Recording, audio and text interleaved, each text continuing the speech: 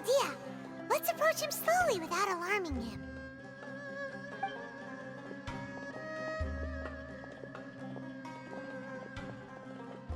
Wait.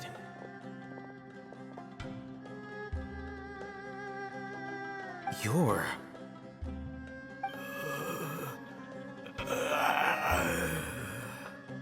He can't speak, and his eyes are unfocused. But he looks too young to be anyone's grandfather. Also, why is he the only one here? Didn't expect to see him here. You know him? He's Razak, a senior of mine at the Academia. He's a scholar too? Is he the kind that holes up in a forest and mumbles stuff about training? No. And that's the problem. Razak was never involved in any of those things. He never trained in the forest, let alone reach Satyavada life.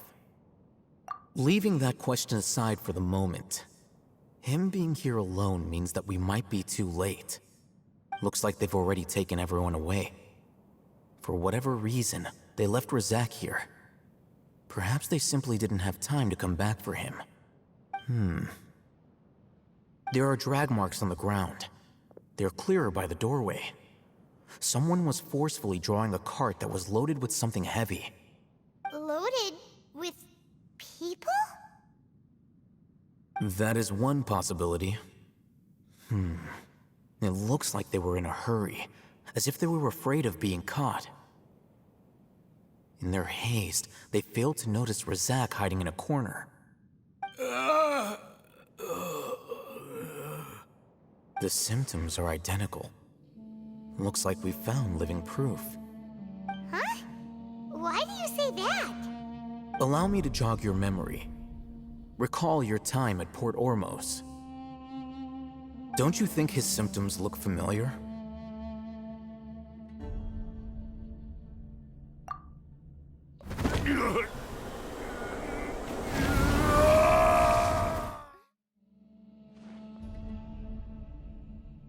Oh, now that you mention it, they're acting the same way.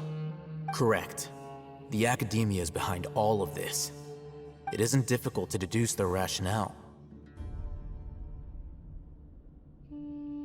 First, the Academia spread a false rumor of the Scarlet King's resurrection, emphasizing the role of the village keepers, the mad scholars who were exiled to Aru village. These rumors were all the persuasion that the radicals needed, and those based in Aru village leapt into action.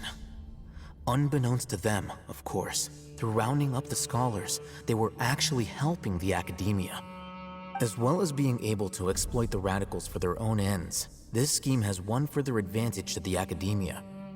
All the risks and responsibilities are offloaded onto the Scarlet King's followers. Life for the Desert Dwellers has been brutal ever since the Scarlet King's death all those years ago. Beneath the surface, feelings of desperation are widespread.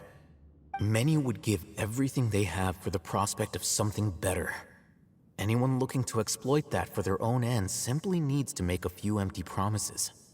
Even if complications arise, people will see that those involved are all followers of the Scarlet King and look for no further explanation than differences of belief. A deep-seated mistrust of the desert and everyone in it by the rest of Sumeru will make sure of that.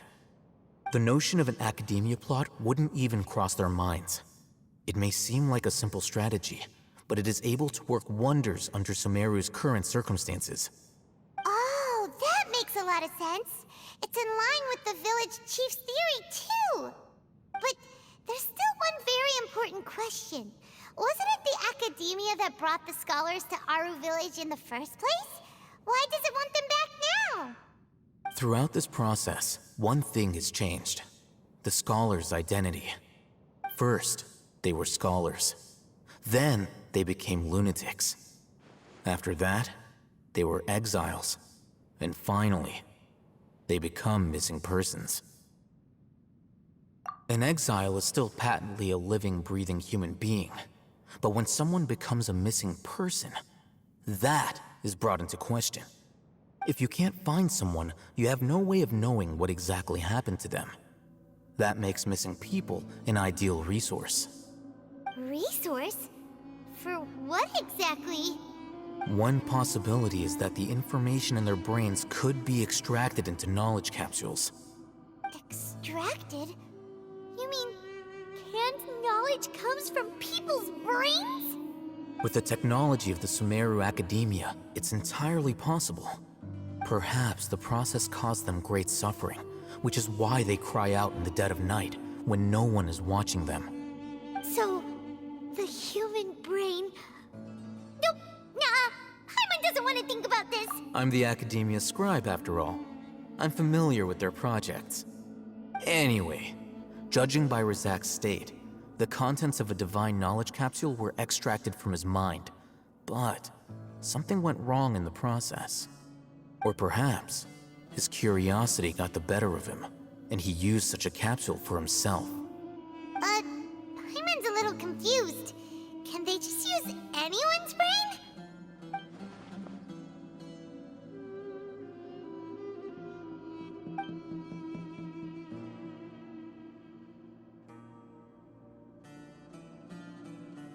The look on your face tells me you've realized the answer. That's right. To some scholars, gaining knowledge about the gods is their entire life's pursuit. Extracting canned knowledge is just one of the extreme measures they turn to. However, I can't help but wonder, what do they seek to gain from divine knowledge? The Academia is going out of their way to look for forbidden knowledge, but what is their ultimate goal? I've spent quite some time trying to analyze the contents of the divine knowledge capsule, but to no avail. It seems like my way of thinking is too different from theirs. You mean you're not even slightly interested in getting your hands on this forbidden stuff? All scholars seek to expand the horizons of knowledge, but I'm not particularly interested in gods, so I don't share their degree of zealotry. Extracting information from people as if they were lifeless objects? If this is the direction of academic progress, then the Academia may as well shut its doors. Sounds like you're really against all this. Of course.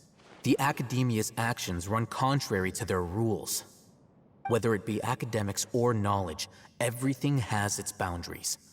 If those lines are crossed, the rules and order that govern everything in the world will be destroyed. This matter needs to be corrected, just like fixing a typo in a book.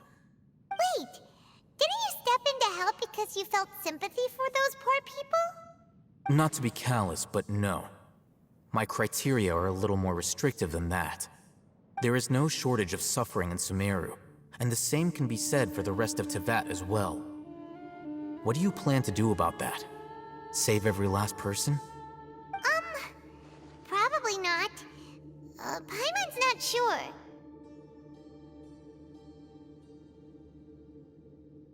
You can say that. Simply put, I don't blindly place my faith into strength or heroism. I do what I want. The divine knowledge capsule is something I want to investigate in full. That doesn't mean I'm willing to take action for the sake of a few strangers.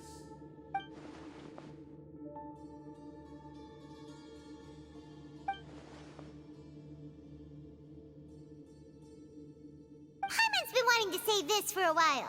There are a lot of bad guys in the Academia, but you're not one of them. You're their weirdo. You're probably right. Though I must say, I quite enjoy this feeling of being the odd one out.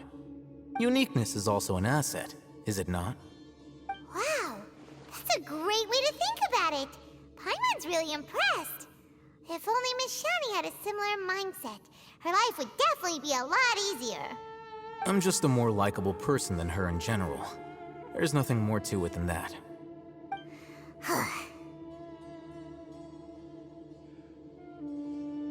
He won't last long if we leave him here.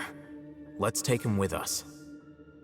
We'll work out our next step after we return to Aru Village.